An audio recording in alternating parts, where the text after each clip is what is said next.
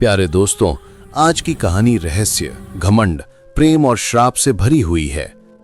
आज की कहानी में आपको एक ऐसी राजकुमारी मिलेगी जिसका घमंड आसमान छूता था, और एक ऐसा नागराज जिसका रहस्य जानकर आपकी रूह कांप जाएगी।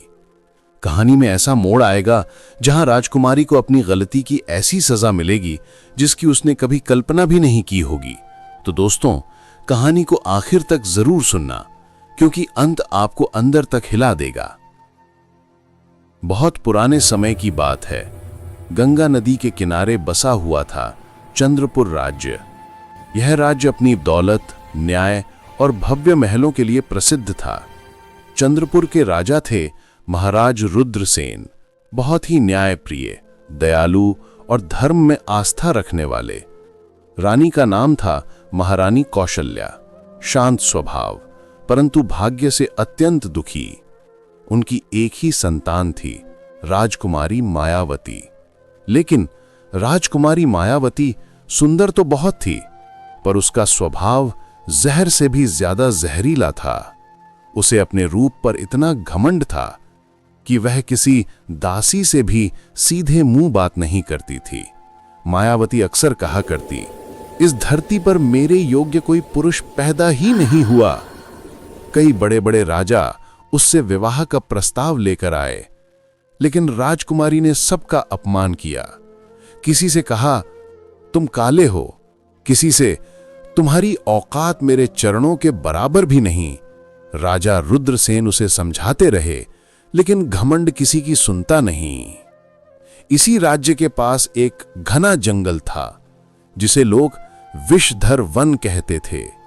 कहा जाता था कि उस जंगल के नीचे नागलोक बसा है और वहां का राजा है नागेश्वर। नागेश्वर कभी मनुष्य था, एक महान तपस्वी, लेकिन एक ऋषि के श्राप से उसे नाग बनना पड़ा। श्राप यह था, जब तक कोई अहंकारी कन्या अपने अहंकार को त्याग कर मुझे पति स्वीकार नहीं करेगी, तो इसी रूप में रहेगा।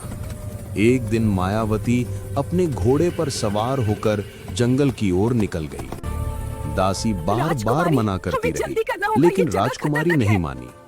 अचानक तेज तूफान आया, घोड़ा डर गया और राजकुमारी घने जंगल में अकेली फंस गई। चारों ओर सन्नाटा, अजीब सी फुफकार की आवाज। अचानक उसके सामने एक विशाल नाग प्रकट हुआ, आंखें लाल, फन फैला हुआ और आवाज गूंजती हुई, डरो मत राजकुमारी। मायावती कांपने लगी, लेकिन उसने घमंड में कहा, मैं चंद्रपुर की राजकुमारी हूं, मुझे कोई नहीं छू सकता।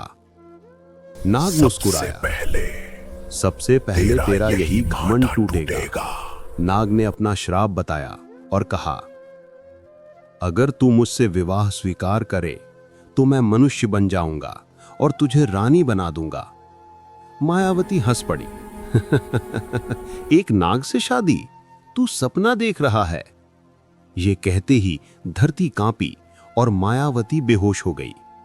जब उसे होश आया तो वो नागलोक में थी। वहां ना कोई दासी, ना रेशमी वस्त्र, ना ऐश्वर्य। उसे कठोर जीवन बिताना पड़ा। वहीं उसने भूख, डर और अकेलापन जाना। धीरे धीरे उसका घमंड टूटने लगा। एक रात मायावती रोते हुए बोली, अगर मेरा घमंड ही मेरे दुख का कारण है तो मैं उसे त्यागती हूं। उसकी आंखों से पहली बार सच्चे आंसू निकले। नागेश्वर ने उसे देखा और उसकी आंखों में मनुष्यता लौटी। मायावती ने कहा, मैं अब घमंडी नहीं रही, मैं आपको अपने हृदय से स्वीकार करती हूं। जैसे ही विवाह हुआ, तेज प्रकाश फैला। नागेश्वर एक सुंदर राजकुमार बन गया। श्राप टूट चुका था। मायावती अब एक दयालु रानी बनी। और ये कहानी सिखाती है कि सौंदर्य से बड़ा चरित्र होता है और घमंड गिरा देता है सबसे ऊंचे को भी। अगर आपको ये कहानी पसंद आई हो तो लाइक, शेयर और सब्सक्राइब जरूर करें, क्योंकि अगली कहानी और भी रहस्यमयी होने वाली है।